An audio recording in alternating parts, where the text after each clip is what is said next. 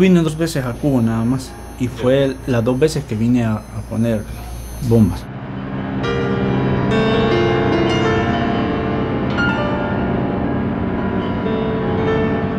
Yo venía con una idea de lo que era Cuba.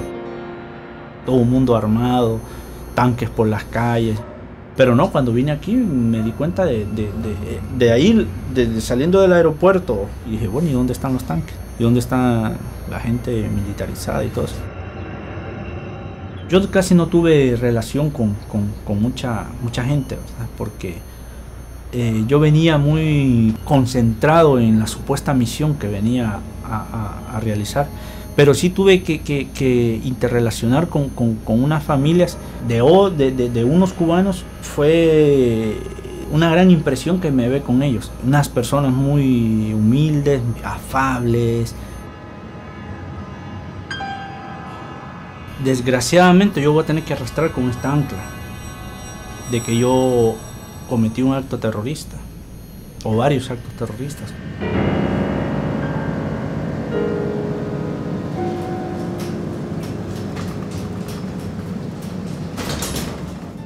Si yo pudiera pedirles a cada uno perdón, sinceramente lo haría. No es aunque parezca humillante, pero yo no, es lo menos que yo creo que podría hacer.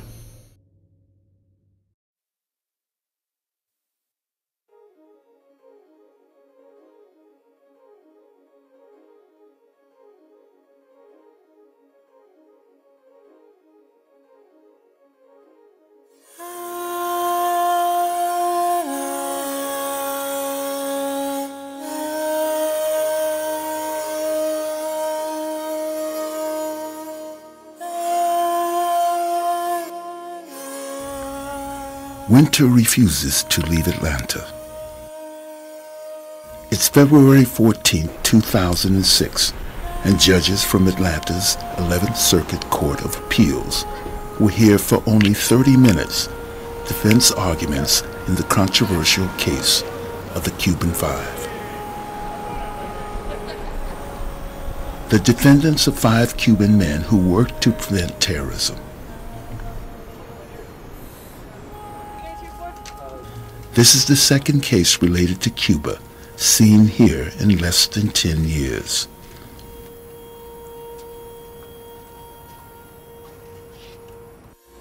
We've had some pretty high-profile cases here. Well, you know, we had Elian Gonzalez here, too. I have to talk to my supervisor about talking at all, about any media. I can't talk to the media. I like to be. Well, from what I understand, there's, 5 gentlemen that were supposed to have been accused of some espionage, whatever. I think that's what I'm understanding. From what I see inside, there were a lot of people in here, yes. We're going to have a press conference at noon. In the 25 years of the Circuit Court's existence, the full panel of 12 judges has never ruled in favor of a defendant. Creo que los abogados de defensa han hecho una valoración muy profunda. Estamos muy satisfechos del trabajo de sus argumentos y confiamos en que se haga justicia. Simplemente que oyeron el argumento y esperamos una decisión. Gracias.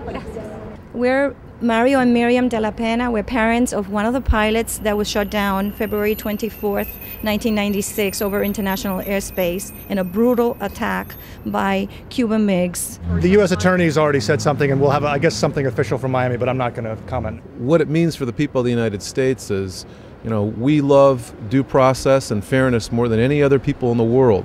And if our law could be so great as to grant our enemies a new trial, it just shows how great we are. And so, the hearing ends that morning of February 14, 2006. One of the longest trials in American jurisprudence, the process enters a new phase of deliberations for an undetermined period of time. For the government. Pardon me? We have no comment. You the attorney for the government? We're not going to comment at this time. Sorry. Thanks. Never seen such a price.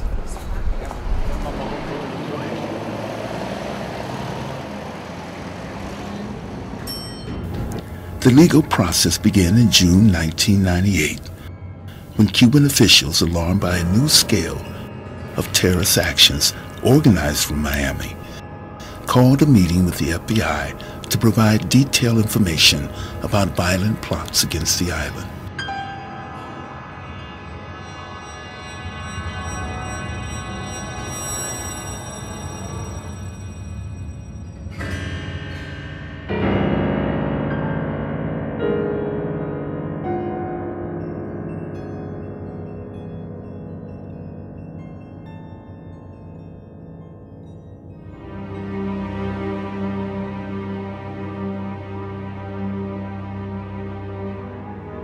Barely 3 months after that meeting in Havana, in the early morning of September 12, 1998, FBI agents arrested Rene Gonzalez, Antonio Guerrero, Ramon Labanino, Fernando Gonzalez, and Geraldo Hernandez on the charges of working for the Cuban government.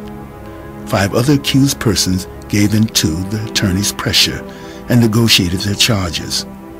Even before the trial began, the Miami press unleashed an intense media campaign branding the Cuban Five as spies.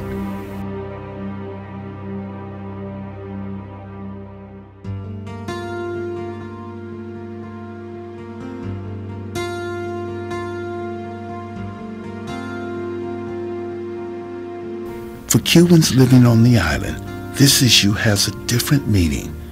Calls for the release of the Five touch all realms of national life.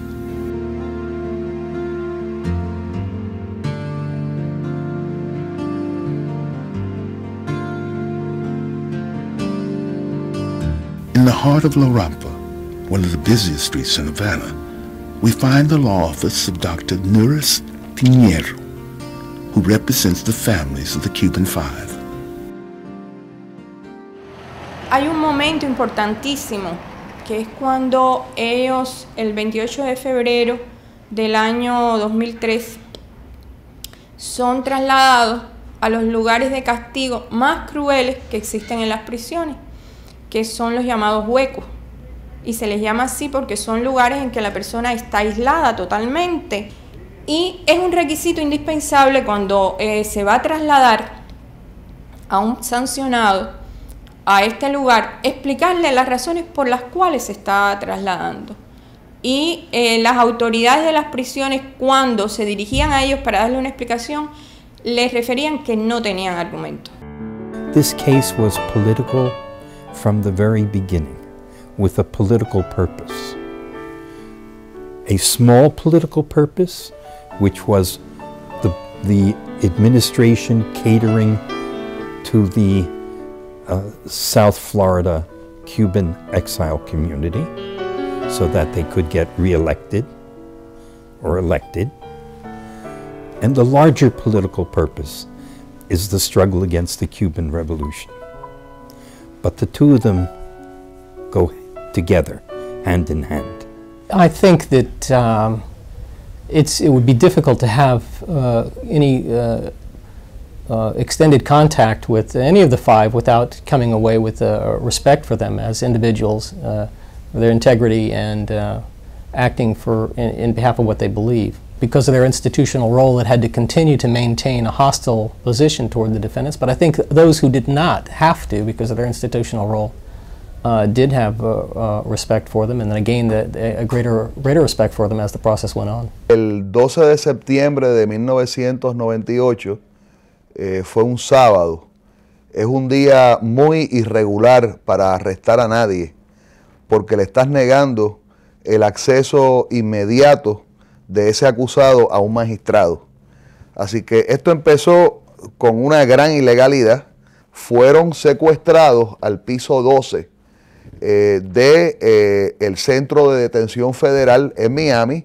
Toda la evidencia, incluyendo la evidencia exculpatoria, fue secuestrada en otro cuartucho en el sótano del tribunal, que está conectado por un pequeño puente con la cárcel. Como ha dicho René González en sus escritos, esto fue el juicio de los dos huecos. El hueco en que metían al acusado y el hueco en que metían a la evidencia exculpatoria.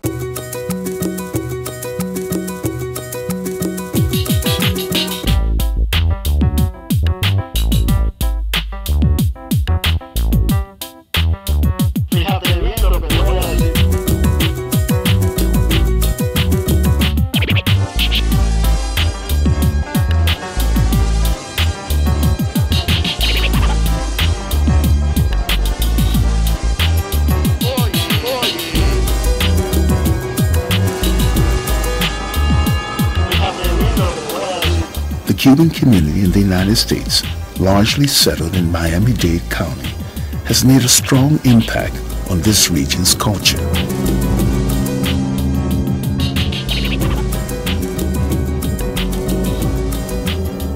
But with their traditions came a group of exiles whose interests were quite different from the rebels who changed Cuba in January 1959.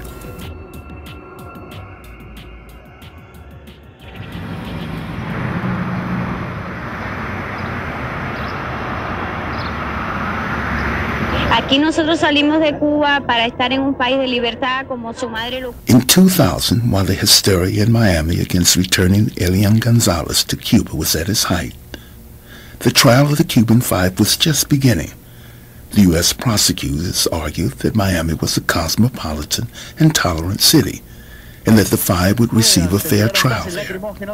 Este es un triunfo para Juan Miguel González, pero ni él ni su hijo pueden todavía abandonar los Estados Unidos. ¡Que no ve Cuba ni en fotografía va a ver a Cuba más nunca en su vida! Radio Miami is unique in southern Florida. From there, Cuban-American journalists discuss issues rarely covered in the local media.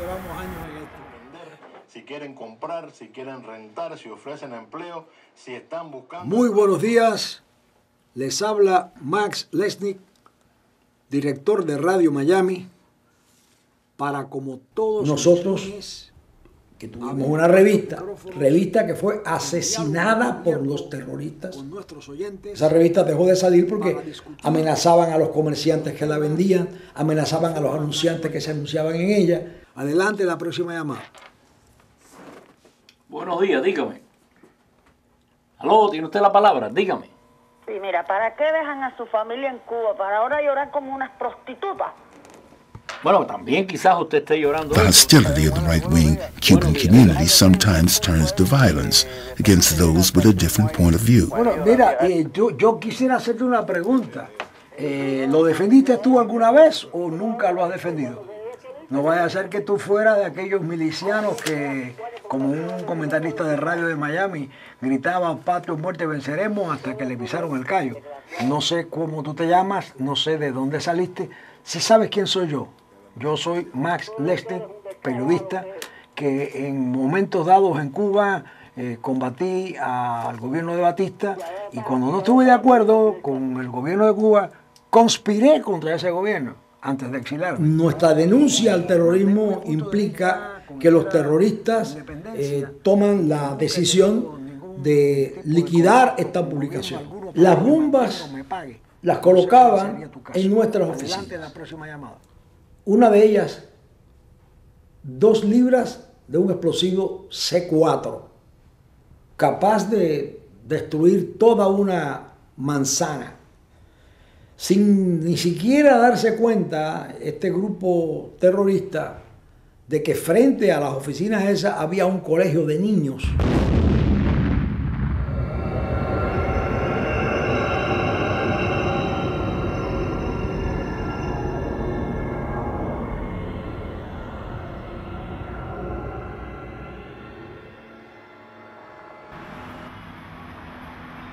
At Florida International University, jury selection expert Gary Moran was contacted by defense attorney William Norris to conduct a survey for the trial.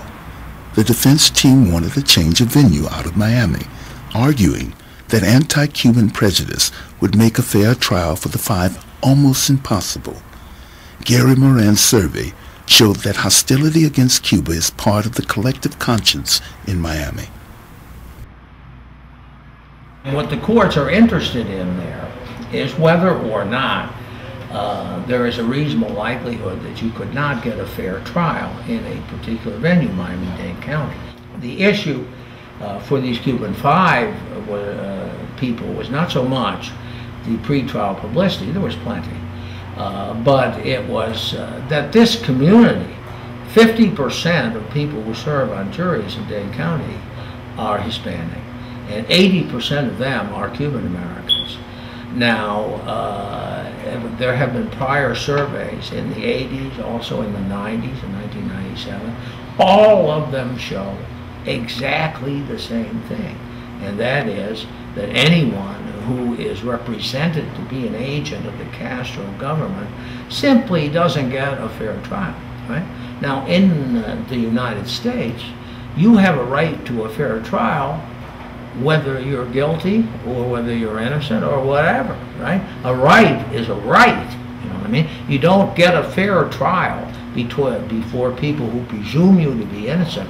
That survey showed the Cuban American population of Dade County continues to be very highly sensitized to the issue of Cuba, and a good illustration of it is that more than half of them would endorse having the American Army go down there and Navy go down there and take it over. You know, these are the 5 that went to trial, 1, 2, 3, 4. Guy Lewis, U.S. Attorney during the Bush administration and one of the prosecutors in the Cuban 5 trial, has a different perspective on the change of venue. We felt, we being the prosecutors and the U.S. Attorney's Office, felt that the case could be tried fairly and fully here in South Florida. Indeed, the community where the crime occurred. That's what normally happens in these kind of cases. It was a very, very important case. We were very aggressive, and I'm very proud of the result. Okay, ready to go today? Attorney John DeLeon, former president of the American Civil Liberties Union in South Florida, thinks that the long history of terrorist actions is still fresh in the minds of Floridians. The 1970s were a decade of terrorism here in Miami. People were being killed, people were being bombed, people were being maimed by the actions of members of the Cuban exile community. I mean, these are my people, and it saddens me to say that, but that's the reality of the situation. By the time I became president of the ACLU, I think it was a pretty interesting and dramatic time. During the time I was president, we challenged the Miami-Dade County Cuba Ordinance, which prevented Cuban artists from performing in county venues, public venues. As it turned out, ironically, not one Cuban American served on the jury, and indeed every single one of those jurors found individually and collectively that the government had proven its case beyond a reasonable doubt, and they did indeed convict all of these defendants of all the crimes with which they had been charged. And in fact, the prosecutor repeatedly made that point to the jury. He made it clear to them that if Fernando wins, or if any of the other 4 win, Cuba wins. That's the impression that the government continually gave to the jury. And so the government wanted to put the jurors in the position of knowing that if they did reach a verdict of not guilty, they would be seen as having voluntarily taken up the cause of Cuba in Miami. People have not taken the sort of right-wing view on things. There was a price to be paid by those people. I mean, there are many people who have suffered, who have lost their careers as a result of positions that they've taken in relation to the Cuba issue, towards the embargo and things of that nature. There have people who have lost their lives. There are people who have lost their limbs here in this community as a result of the positions that they've taken on Cuba. That's part of our collective unconsciousness, and that would be the part of the collective unconsciousness of any juror picked, whether they be Anglo, African American, or Cuban, or Hispanic. All of us in this community were infected by that fear. 4 years after the conviction of the Cuban Five, a 3-judge panel from the Atlanta Federal Court of Appeals issued a 93-page document detailing their unanimous decision that Miami was not the proper trial venue for this case.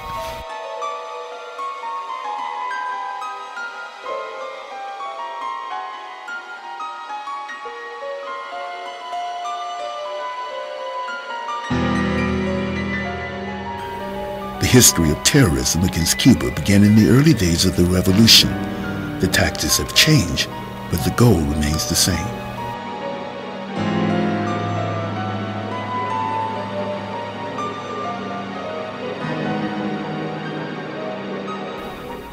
Dr. Jose Luis Mendez, a researcher at the State Security's Center of Historical Studies, has devoted years of his life to shed light on this issue. Como pueden ver, esto es lo que queda de lo que sería el vapor francés La Coubre, que estalló a las 3:15 de la tarde del día 4 de marzo de 1960. Fue reflotado por buzos norteamericanos. Estos buzos norteamericanos indudablemente tenían que haber encontrado alguna conclusión, algún motivo por el cual estalló, y sin embargo toda esta información que obra en los archivos, aún sin desclasificar, de Estados Unidos, no han dado respuesta a qué ha sucedido esa tarde en este lugar. Hubo dos explosiones. Una primera explosión a las 3:15 y 40 minutos después, 30 minutos después, se produjo una segunda, cuando en el momento que se estaban haciendo todo lo que sería la parte de la asistencia, la parte de establecer un salvamento. Como puede ver, está la entrada de los muelles de La Coubre. Aquí se encontraba el Pan American Dock y sucedieron los hechos que narramos.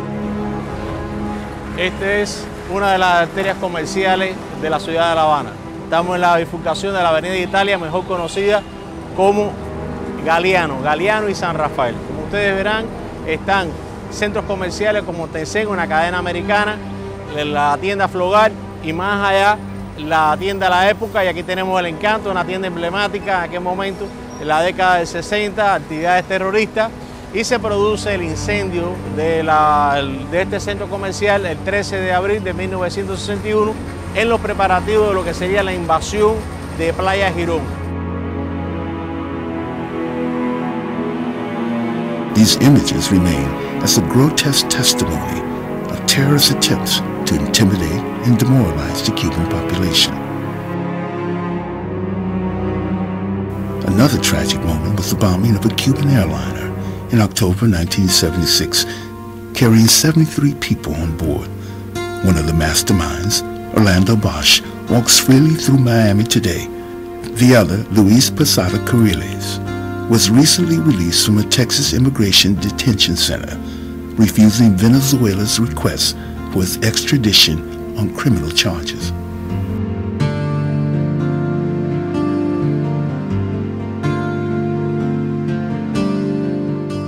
The defense petitioned to include evidence of terrorist acts against Cuba, which explained the anti-terrorist mission of the Five. Judge Joan Leonard rejected most of this evidence, allowing only the attacks that occurred after 1990.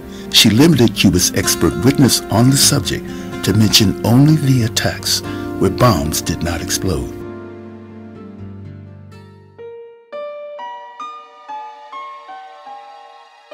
Aquí el 12 de julio del año 1997 estalló una bomba a mediodía. En este local había un sofá, unas cabinas telefónicas. Aquí se sentó el terrorista Raúl Ernesto Cruz León, mercenario salvadoreño, reclutado por Posada Carriles para realizar estas acciones. Allá había detonado 2 bombas en el Hotel Capri y después vino para acá. Había un sofá, había una joven sentada, sentó, colocó la bomba en un cenicero que había, y es un lugar similar a este que está acá. Similar. Aquí estaba el sofá, aquí estaba el cenicero, y él coloca la bomba acá. Espera, se retira y estalla después, minutos después. O sea, había estallado 2 bombas. 2 bombas en el Hotel Capri y una bomba aquí en el Nacional. In the 90s, while Cuba was struggling to develop tourism as a means to overcome the economic crisis following the demise of the Soviet Union, a chain of terrorist events shattered the country.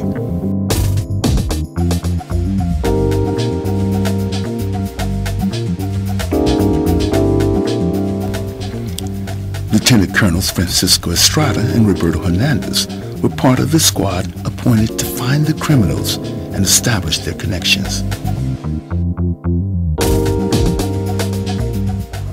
Aquí fue en abril del 97, donde se colocó el primer artefacto explosivo que estalló. En los principios del 90 hay un actuar terrorista por la mafia que radica en Miami. Hay acciones concretas, tanto desde lanchas rápidas contra objetivos económicos, contra barcos, contra hoteles. ¿Qué nos pasa? Que hay una nueva modalidad. Uno, comienzan a utilizar centroamericanos como mercenarios para ejecución de actos terroristas. Estos mercenarios entraban con fachada de turistas. Esto hace al hombre un poco noble a la vista de todos, ¿no? Es alguien que viene supuestamente a disfrutar de los beneficios del turismo en Cuba. Actúa solo y utiliza medios que son fáciles de ensamblar, pero que le dan determinada seguridad.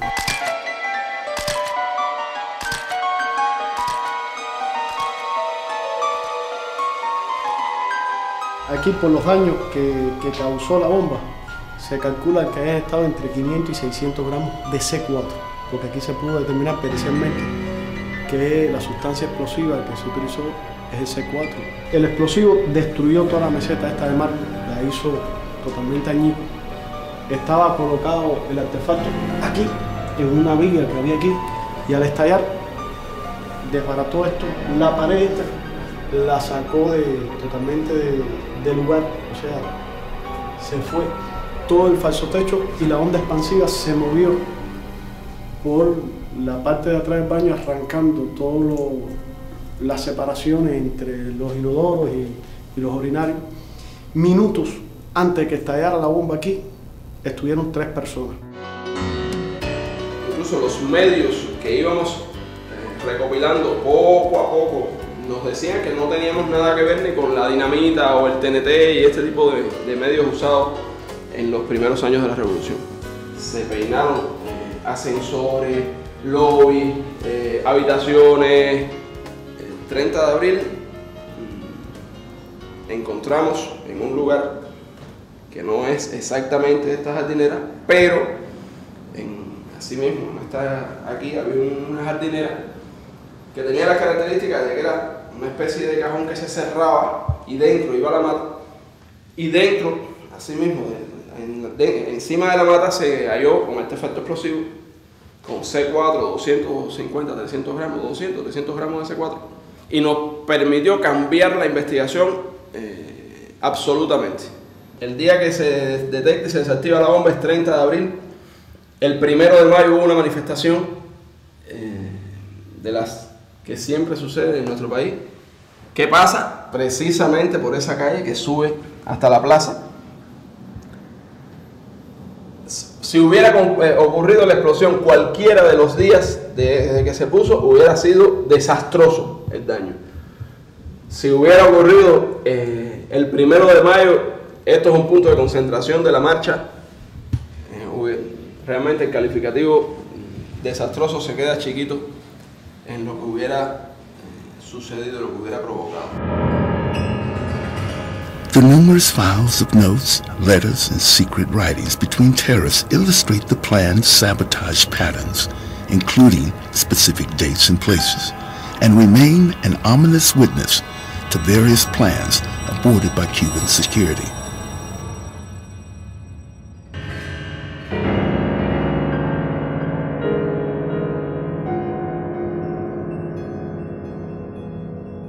Es obvio que Chávez abarca, creo yo, que logró estudiarme a mí, que me gustaban deportes de aventura, deportes de riesgo. Iba a un, a un polígono de tiro, yo tenía armas. Y cierto, el dinero no fue, el dinero fue, algo que me motivó a venir. Dije yo, ¿y si me pagan por venirme a ser el héroe? ¿Por qué no? Percy Alvarado leads a quiet life in Havana, but just a few years ago, he was Fraile, a Cuban security agent. Precisamente el segundo intento de voladura del Cabaret Tropicana me fue encargado por mis oficiales operativos dentro de la Fundación Nacional Cubano-Americana. En este sentido, yo viajo a Guatemala el día 23 a las 9:15 de la mañana llegaron a mi habitación 2 personas. El primero de ellos se me presentó como Gaspar Jiménez Escobedo. La otra persona que se presentó en la habitación era Luis Posada Carril. En esta mesa estuve yo en varias oportunidades. Aquí antes había una vegetación mucho más tupida en este lugar, que sería donde se iba a colocar los explosivos. Se me dijo que no me preocupara, que esas bombas no iban a hacer daño a ninguna persona, que tenían una pólvora líquida cuyo objetivo era causar una detonación que asustaría a los turistas y les provocaría miedo. Sin embargo, más adelante se pudo comprobar que cada uno de los 2 recipientes que se me entregó tenían 450 gramos de C4, que de colocarlo en un lugar como este, donde habían diariamente concentrados, disfrutando del show, entre 1000 y 1150 personas, obviamente la explosión de una bomba de esta categoría hubiera provocado la muerte de 200, 300 personas y heridas a cientos de ellas.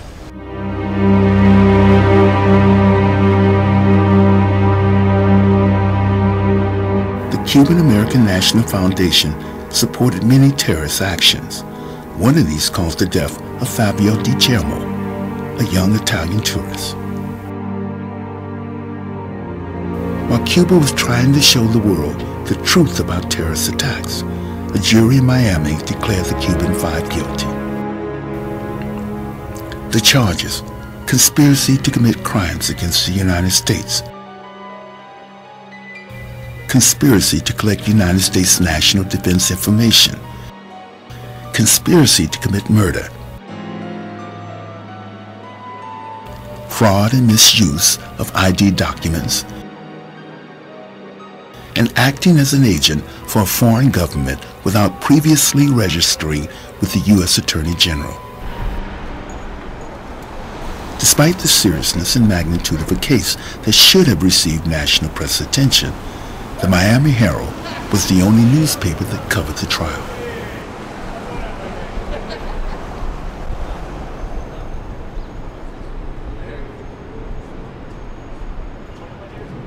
The 5 were agents who were not engaged in spying, but who were monitoring the activities of terror organizations that were threatening their country.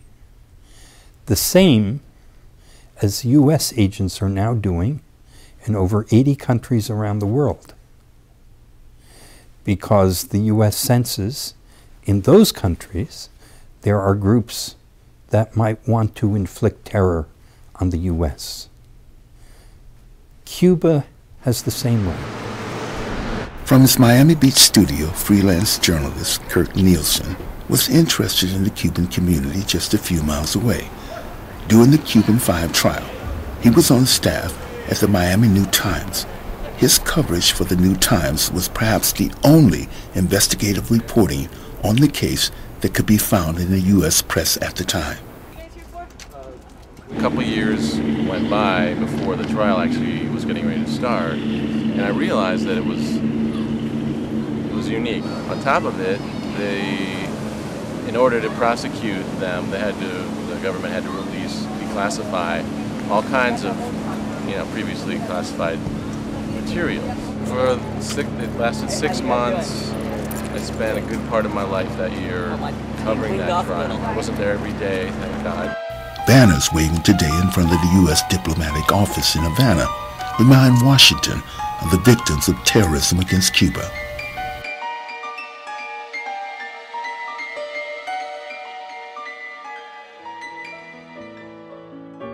For almost 30 years, the Swiss Embassy in Havana has hosted the United States diplomatic offices, known as the U.S. Interest Section.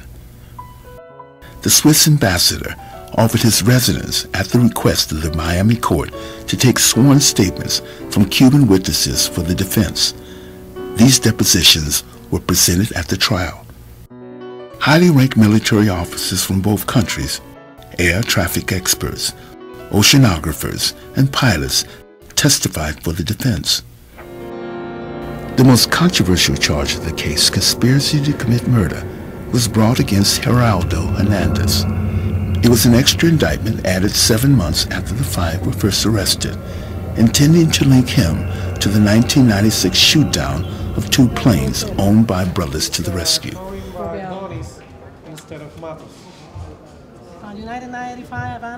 Defense witness Fidel Aura Cruz, an operations expert for the Cuban Institute of Civil Aviation, focused his sworn statement on the significance of the Havana Air Traffic Control Center for the safety of flights crossing Cuban territory. Este centro específicamente es el Centro de Control de Tránsito Aéreo de La Habana, aunque el nombre de La Habana no es que sea solamente para el control del tránsito aéreo en La Habana, sino que ejerce el control del tránsito aéreo en toda un área de responsabilidad, sobre todo el territorio nacional, incluido aguas internacionales. Y esa área se distribuye por acuerdos de la Organización de Aviación Civil Internacional.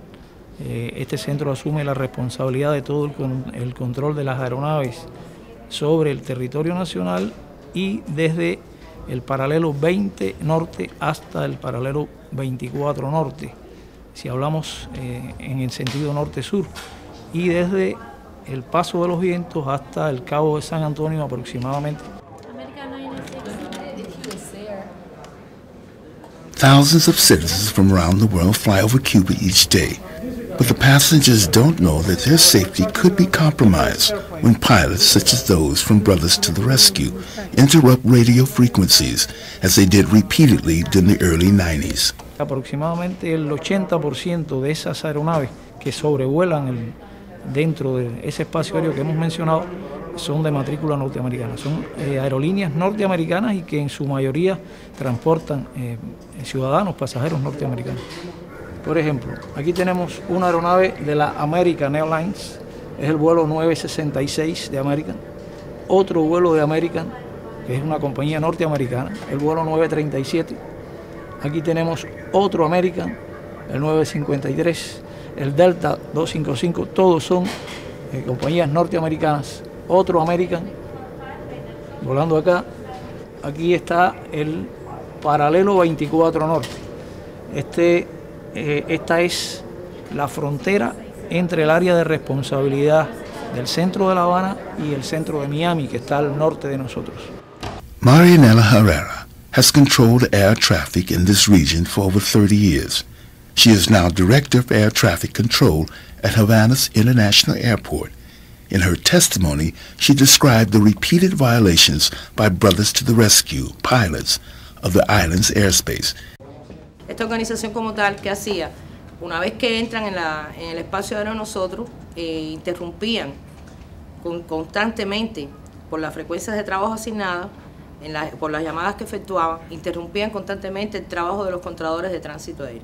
Esa afectación es una afectación muy grave para el tránsito aéreo, ya que ocupan la frecuencia, una frecuencia en la cual están el resto de las aeronaves que están en ese momento volando y puede producir un accidente. En nombre del exilio, que es el que hace posible el trabajo de Hermanos al Rescate, le deseamos a Cuba, al pueblo cubano, a las Fuerzas Armadas que pueden hacer posible la libertad de Cuba, que hagan todo lo posible por llevar a término final el régimen de Castro. What intended to appear as a rescue mission for rafters along the Florida Strait soon became a constant interference and violation of Cuba's airspace. The one thing that the day of the shoot down that they found that was perhaps you could say was incorrect on Mr. Basulta's part was the fact that when he flew, he flies parallel to the coast of Cuba. And when he was flying that day parallel to the coast of Cuba, the coast is not a straight line. So it's very difficult to fly, you know, in a manner that would keep you exactly 12 miles away. And he did a slight incursion into Cuban airspace, but it was just a matter of nothing, 1, 2, 3 minutes. And when they realized that they were a little bit too close, and we're not talking about a great deal of distance that he was in, when they realized it, they exited out. And for that reason, they came to revoke his license because he shouldn't have been flying within the territorial limits of the government of Cuba's airspace. It did really make a difference because Mr. Basulto does not need his license to fly his airplane. If you fly in an airplane with a licensed pilot sitting next to you, you can fly the plane. And unfortunately, some of the young kids that got shot down, and they made these little stickers, not stickers, they were these little flyers, tiny. I think I have a copy here, I'll show you. They figured out a way that with the winds from international airspace, they could fly, open up the back of the airplane, and release thousands of these leaflets, and they would end up all over Havana, which is what he did. He went up with these young kids that unfortunately got shot down, and they released thousands of these leaflets, and they fell all over. Necesito más stickers.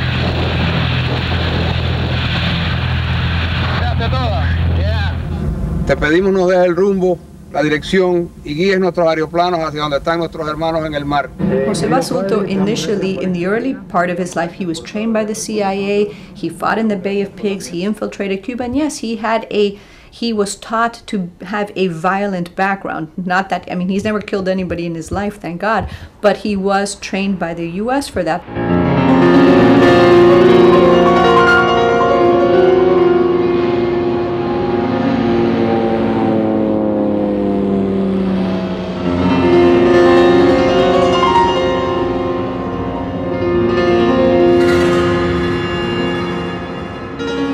According to the report presented by Cuba to the International Civil Aviation Organization, Brothers to the Rescue planes crossed 4 or 5 miles into Cuban jurisdictional waters.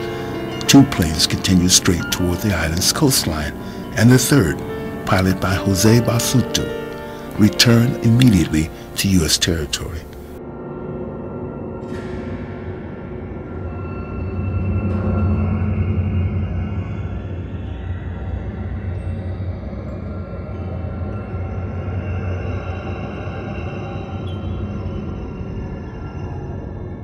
Major Ramon Hernandez, now Chief of Operations in an Eastern Cuba military unit, testified on his reconnaissance mission to find the remains of the Brothers to the Rescue planes. Un marinero me informa que había un objeto en el agua, que dicho objeto, cuando le realizo la inspección, se trataba de este maletín, de esta forma desgarrada, que cuando lo suben a bordo, que le realizo la inspección, tenía a bordo las 2 cartas aéreas, de navegación aérea, más en su interior, dentro del bolsillo, un cargador de batería.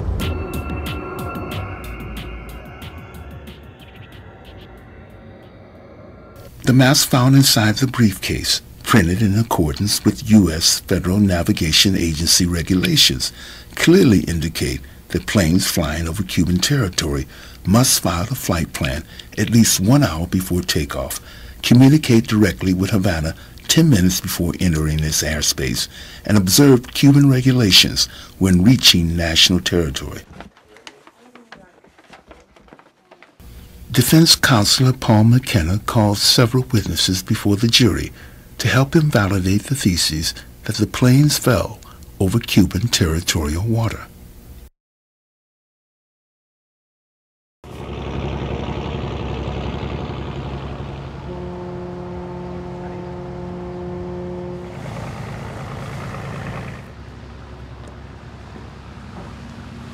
Jorge Luis Diamantes has been an oceanographer for over 20 years.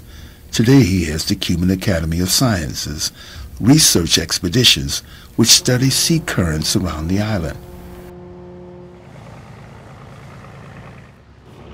Using what is known as inverse stream forecast, Diamantes determined a probable location zone for the site where the briefcase should have fallen. Aproximadamente unas 4 millas al norte de La Habana, unas 4 millas al norte del faro de La Habana, del Morro, se situó o se encontró el maletín. Según el sistema de corriente aquí que nosotros habíamos investigado, y en realidad el patrón de corriente aquí era al este. A partir de esta situación nosotros hicimos el cálculo inverso de la corriente. Teniendo la velocidad y dirección de la corriente, nosotros podemos hacer el cálculo inverso de la misma, obteniendo la zona aproximada de dónde salió el objeto que se encontró. This is where the Border Patrols found the briefcase. This is the regular sea stream flow. When reversed, it shows the approximate area where the briefcase fell.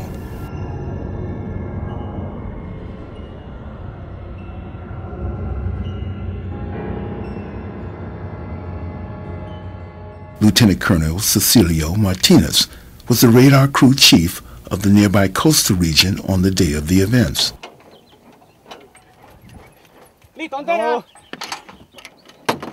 El 24 de febrero del año 1996 nosotros estábamos casi acostumbrados a que esos vuelos se realizaran todos los sábados.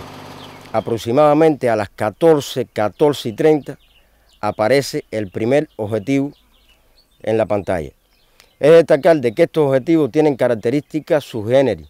Son objetivos que vuelan a baja y muy baja altura y a poca velocidad. Al ser detectado ya, ordeno conectar marca de distancia y marca de azimut y pasar el radar a girar a 6 revoluciones por minuto con el objetivo de obtener más datos sobre él. Téngase en cuenta que a 6 revoluciones por minuto nuestro radar ilumina el blanco cada 20 segundos. No obstante, la discreción que teníamos en la plancheta era de 1 minuto para ganar en precisión. Las avionetas continuaron entrando aproximadamente hasta las 15:05, continuaron entrando. Entraron 3 avionetas, hicieron incursión al norte de La Habana. De esas 3 avionetas, una regresó. Las otras 2 nosotros las perdimos de nuestras pantallas. Hicimos la marcación en la plancheta y pudimos determinar trazo a trazo cuál fue el nivel de violación que tuvieron esas avionetas. In the illustration made by the radar operator Cecilio, we can clearly follow the aircraft over Cuban territory.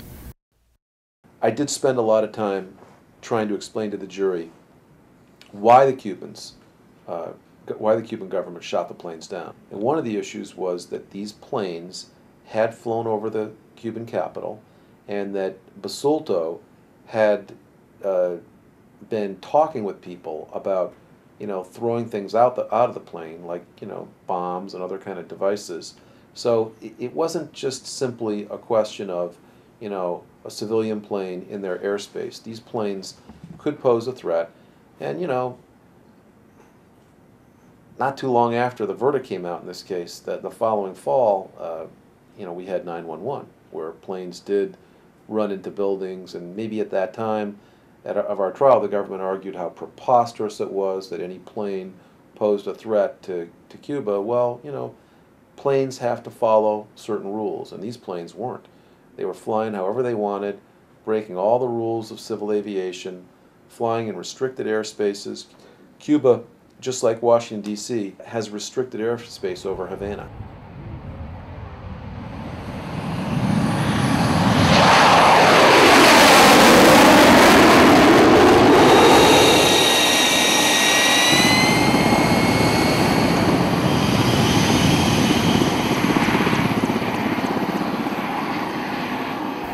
Training day at the military airport includes pilots from various generations. Colonel Eddie Hernandez Capote, former combat pilot, served as an advisor to the defense.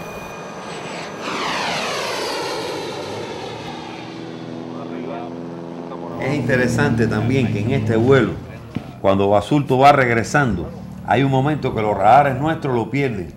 Incluso los radares norteamericanos pierden la avioneta de Basulto porque él se pega al agua. Él desciende tanto, este trazo azul que dice aquí N2506. Él se pega tanto al agua que desaparece de los radares cubanos. Y entonces, él desconecta la grabadora de vuelo. Y cuando a él le dicen por radio que aterrice en Boca Chica, en Cayo Hueso, él desoye, desobedece, no hace obediencia debida a la indicación de aterrizar en Cayo Hueso y él sigue a su base de Opaloca. Y él vuelve a conectar la grabadora de vuelo cuando ya está próximo a la vista de Miami. Pero ese tramo de huida lo hizo pegado al mar con la máxima potencia y con la grabadora desconectada. U.S. Colonel George Buckner was called to the stand as the principal witness due to his experience as a war pilot and aviation expert.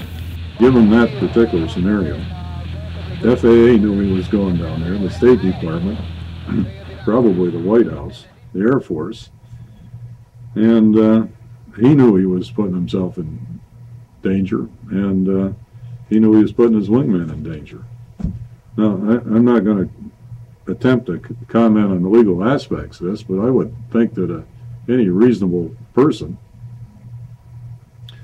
wouldn't have continued to do what they did on February the 24th, 1996. Diplomatic notes issued by Cuba's Ministry of Foreign Relations warned the U.S. State Department about the dangerous nature of repeated airspace violations by Brothers to the Rescue planes. Resulta interesante, es un elemento que siempre llamó la atención, que posterior a la interrupción del vuelo, a través de los servicios de tránsito aéreo nuestros de la aviación civil, se recibió una solicitud del Servicio de Guardacostas de Estados Unidos para dirigirse hacia unas coordenadas geográficas que estaban ubicadas dentro de las aguas jurisdiccionales cubanas, y lo estaban solicitando con la intención de realizar allí la búsqueda de las aeronaves. The jury declared Geraldo guilty of the alleged crime almost without deliberation, even though the prosecution had admitted before the verdict that there was not enough evidence to convict him. If you saw some of these videos of the MiGs flying around Jose Basilto as he's throwing leaflets out over Havana and religious medallions, it's like, oh, another aspect of this. The Cubans are very careful about not getting MiGs north of their 12-mile limit. The Air Force, U.S. Air Force, flies up and east-west along the 24th parallel down there. Cuba doesn't go outside their 12-mile limit. U.S. Air Force is considerably farther south than the U.S.'s 12-mile limit. And these are some of the things that the Cubans articulated to me when I was down there. So, you know, the bottom line, it just didn't make good sense for what he was doing. I can't talk about the legal aspects of whether the legal aspects of it just didn't make good sense. And there's debate on both sides of the argument about inside or outside of 12 miles. But from the Cuban government's perspective, these people were trying to overthrow the government of Cuba. Booner conoce de radar y Booner interpretó perfectamente el calco que nosotros les entregamos en papel alba, que hizo Cecilio de puño y letra y que lo firmó en aquel momento y que después lo ratificó ante el jurado. Más allá de cualquier análisis político o cualquier intención política, el coronel retirado Booner es un especialista de aviación y es un especialista de defensa antiaérea y es un especialista de aviación civil y es un investigador de accidentes y de sucesos extraordinarios de aviación. I flew the O2 in Vietnam. We used to shoot an M16 out the window, shoot grenade launchers out the windows. It could carry bombs and it could carry rockets. I mean, these people, the Cubans viewed Brothers to the Rescue as a paramilitary group. And actually, now that you mention that, the ICAO people, I talked to the lawyer up at ICAO up in Montreal, and the bottom line was state aircraft or customs airplanes, military airplanes, and there was one other category, police airplanes.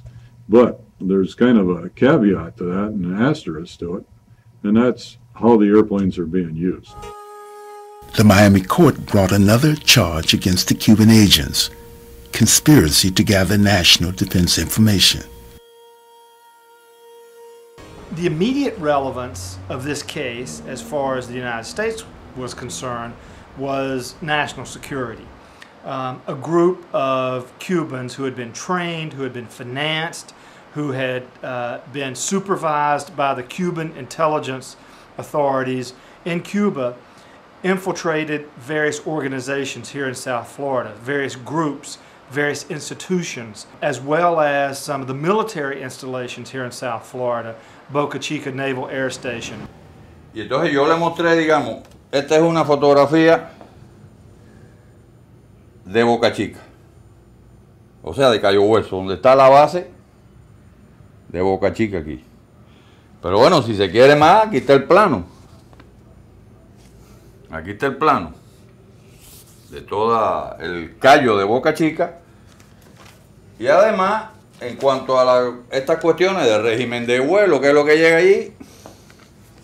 Ahora, ¿dónde obtuvimos nosotros todos estos documentos? Esto está comprado en estanquillo, allí en las afueras en el poblado de Boca Chica. Esto no hay que ser espía para obtener esto.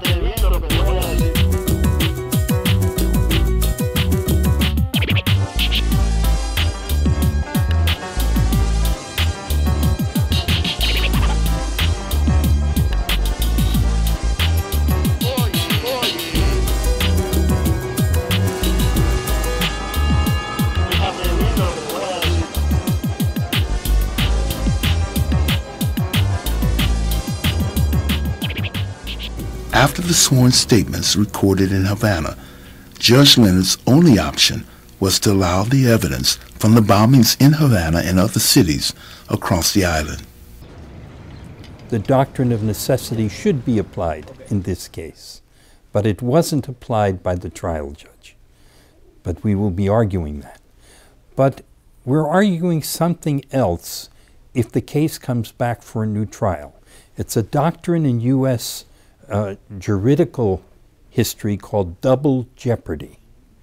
No one should be forced to defend themselves twice for the same act. Despite clear arguments from witnesses and the anti-terrorist mission of these 5 Cuban men, the Miami jury convicted them all in August 2001.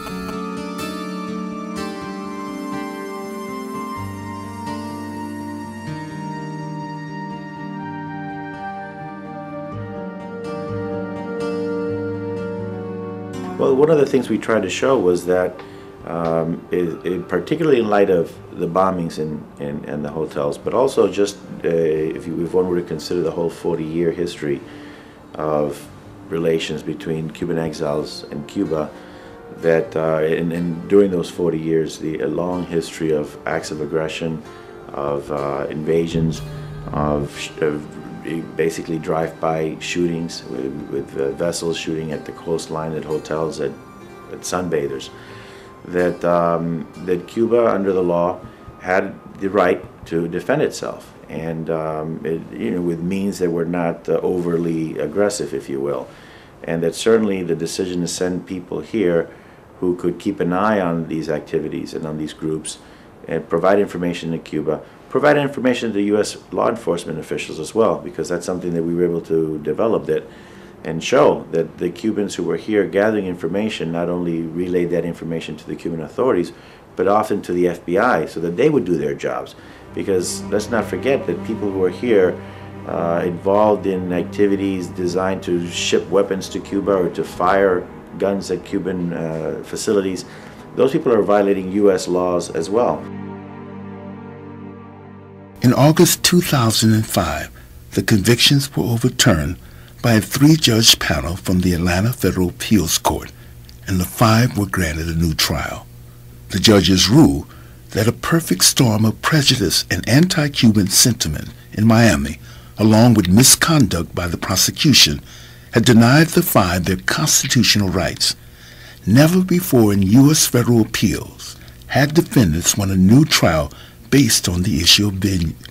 For Leonard Weinglass, who has a long record of legal victories with defendants such as Angela Davis, the Chicago 8, and Jane Fonda, the case of the Cuban 5 is a new challenge.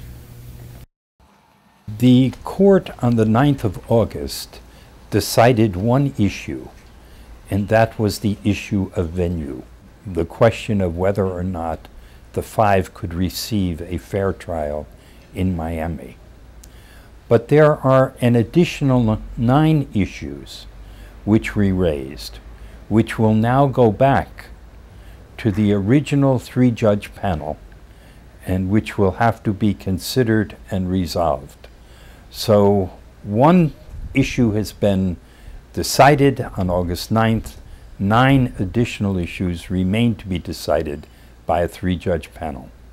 the 2 judges said that the 10-judge opinion was blind to reality, and it omitted facts.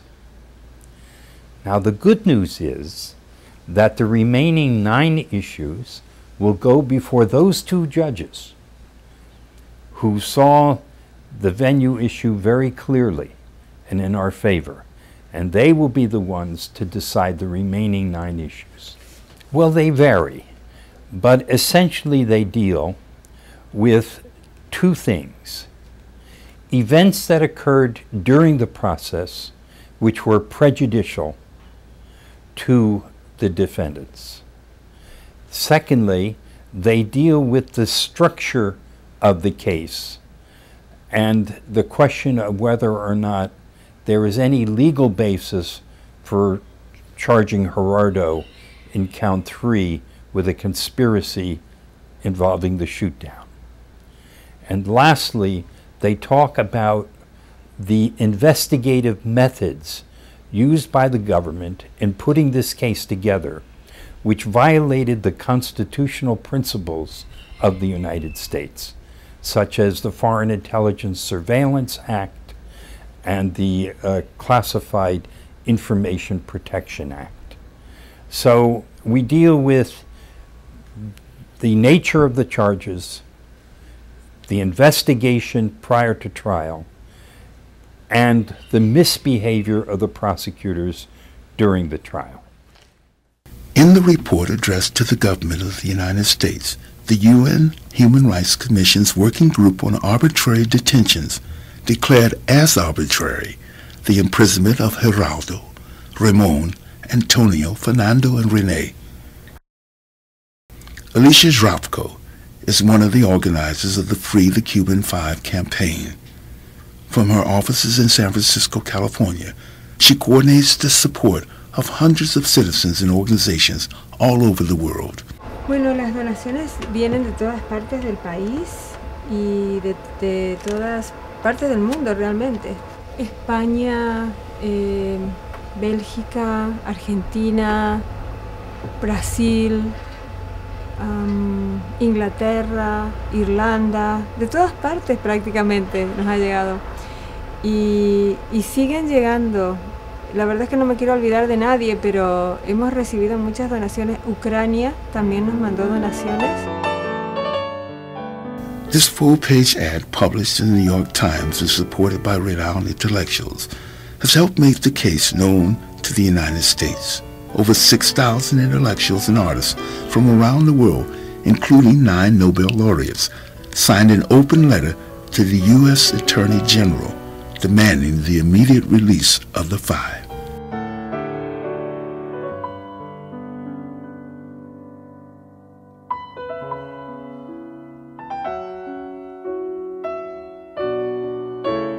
In Cuba, the issue continues to occupy space in the media each day, such as this Radio Rebelde broadcast.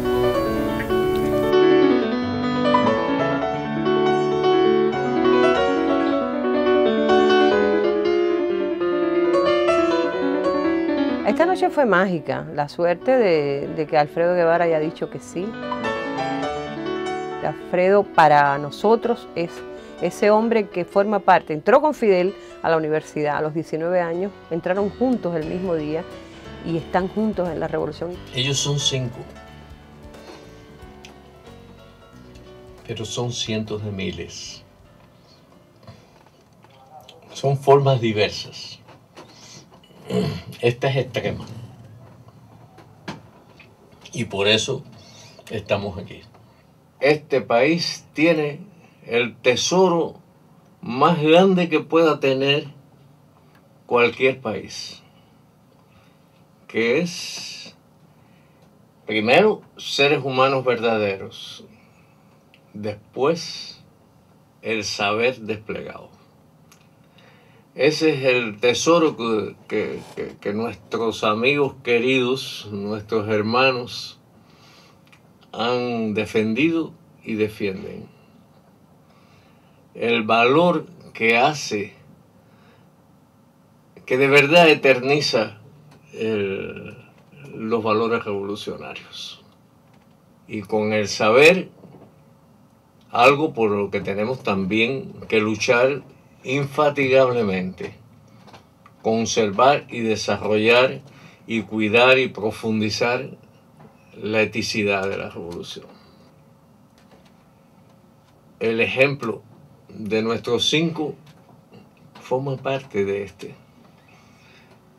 Comprender que ellos son algo así como una bandera de esa eticidad.